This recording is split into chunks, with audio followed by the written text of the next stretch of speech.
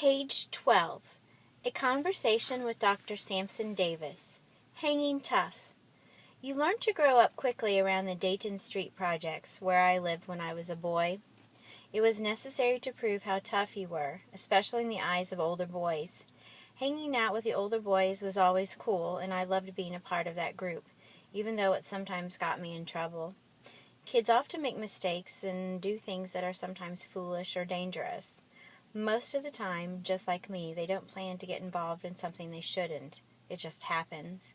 My mother, even though she acted like she was very angry at us, was probably really worried that I was seriously injured. When I got home from the hospital, I was treated like a little prince, with extra privileges and freedom from chores. Some say there is a reason for everything.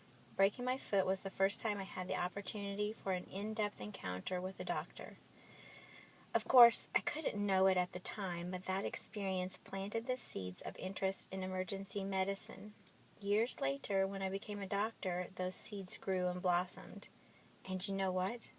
I am now working as a doctor in the neighborhood where I grew up. I am an emergency medicine physician at the same hospital where my broken foot was treated.